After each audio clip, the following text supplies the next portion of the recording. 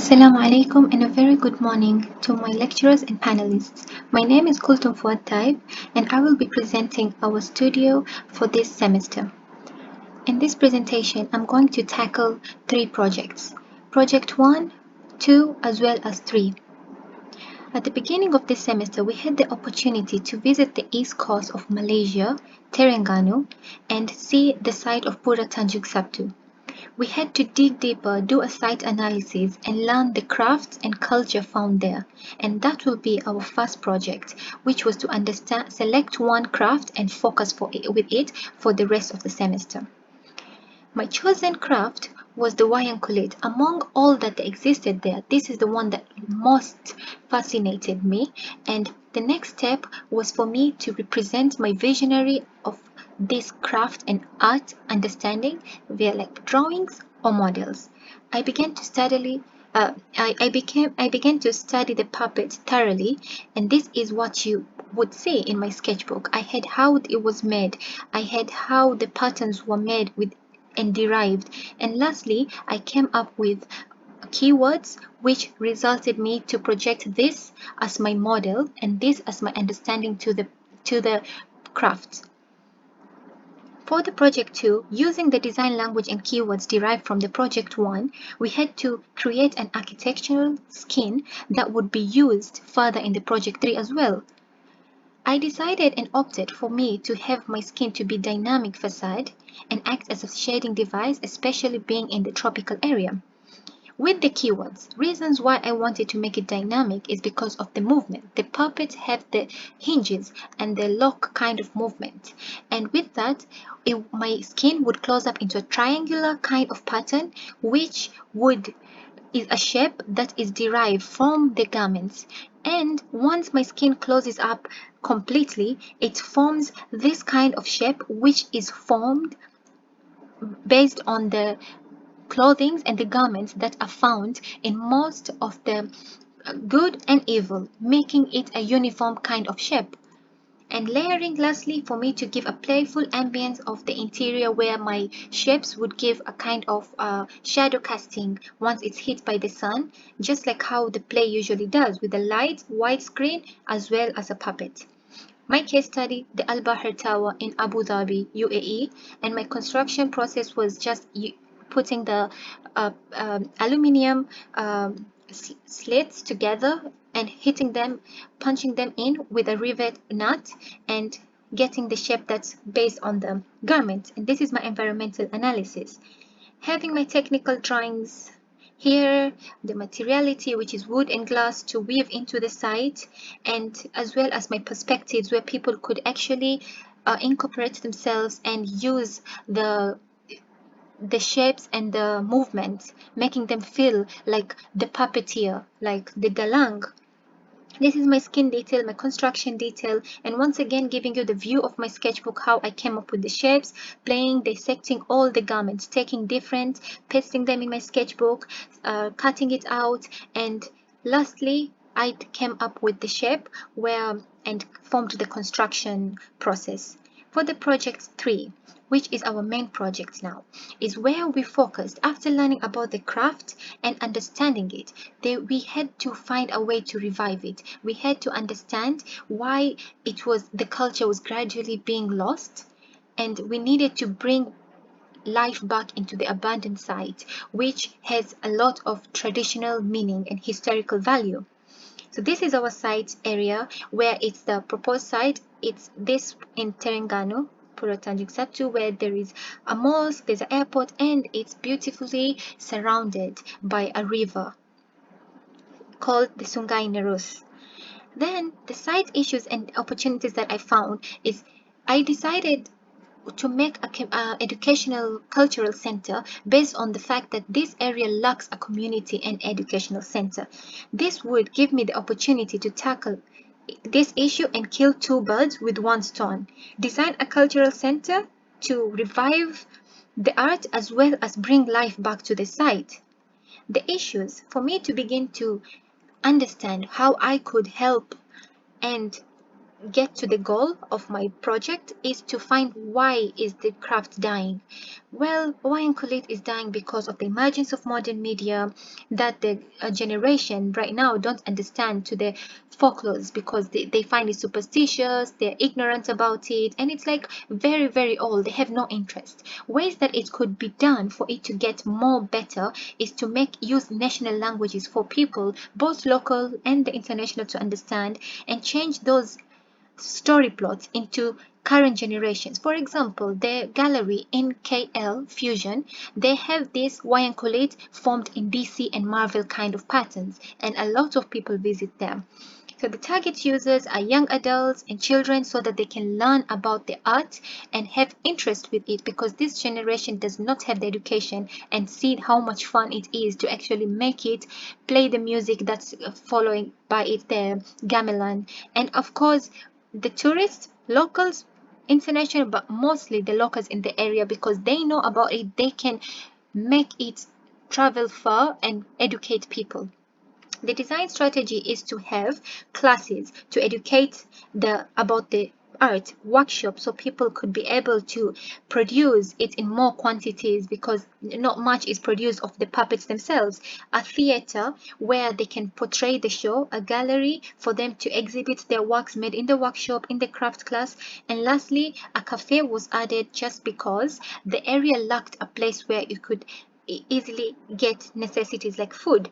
Hence, I decided to put this, making it such a nice idea to invite people over to the site, to the area. So this is my site selection and my site personal site analysis. I decided to have my building here away and my classes on facing this side where it's least noisy, and hence I decided to put my skin on the east side to block away the sun, which is the reason why my skin is acting like a shading device that closes and open during sunny times and less during the evening.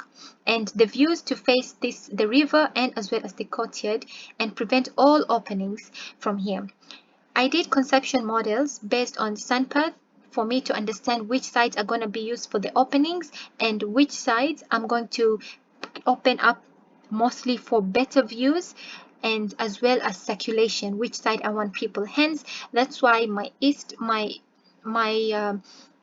right side of the building, on the east side, there is minimum circulation, it's public area, and the left side is more public circulation.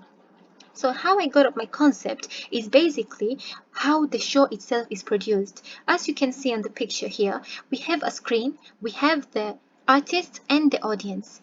This gave me the idea of creating the area to distinguish between the public and private. Hence, one side of my building has all the public facilities like gallery, cafe, outdoor theater, and the opposite side for the classes and workshops as well as offices for the dalang is private.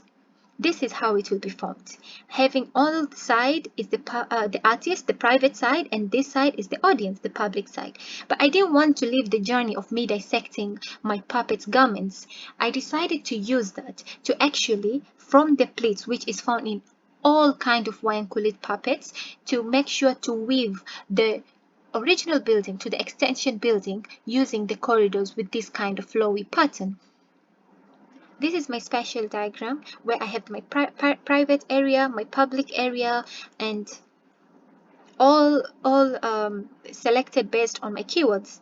And this is the design process. I decided to start my massing from the original building by drawing up grid lines and then adding the spaces that I wanted, the proposed programs, and moving them based on spatial relationship like hierarchy. Like, for example, my theater is rightly centered, the biggest one, because it's the main part of my building.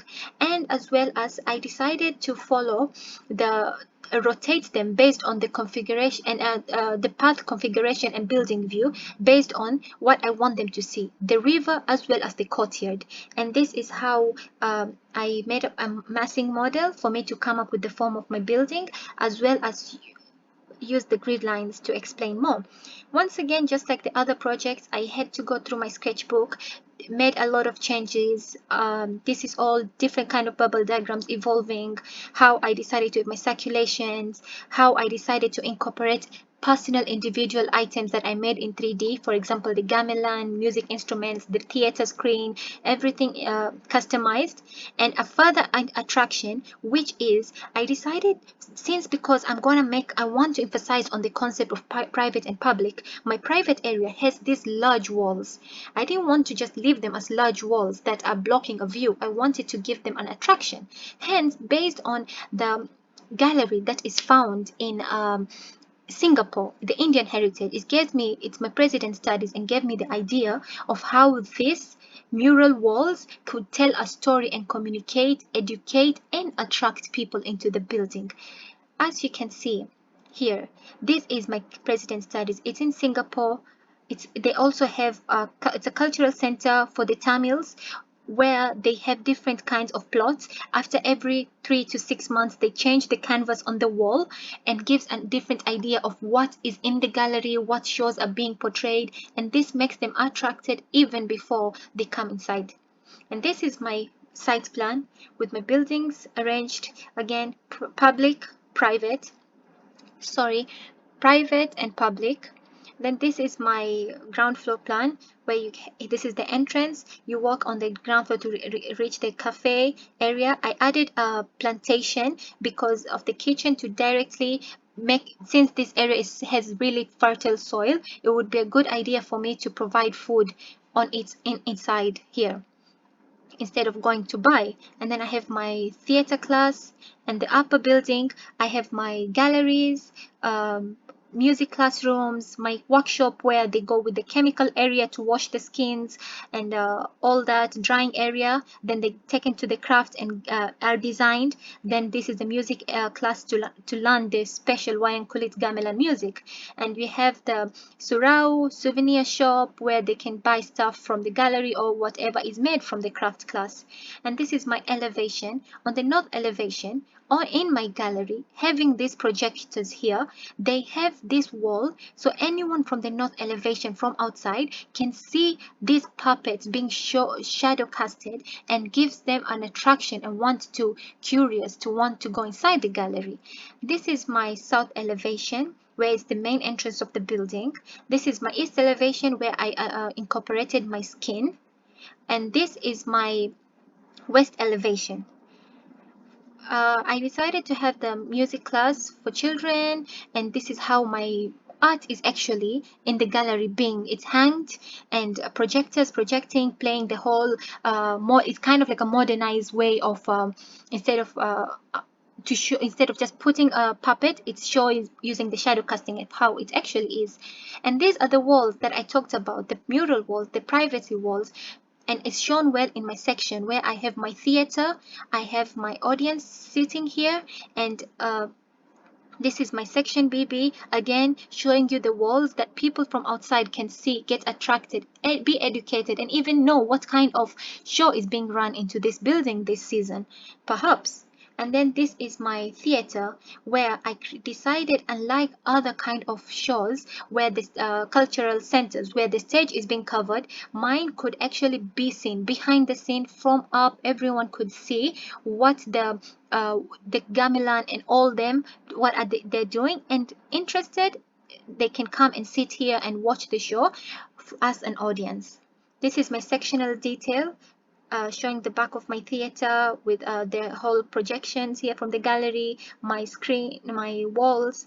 And this is my pond courtyard area, the view, where I have like a nice pond at the center here, my cafe area view. This is the chemical area where they disinfect their skins and do all that before they take into the craft class, where they get to paint, they get to fix them, and they do everything here, where they have these whiteboards for amateurs who just started to come painting to learn before they paint on the crafts. So that is all for my side. I would like to thank you for your time, and I hope you understood, and thank you once again.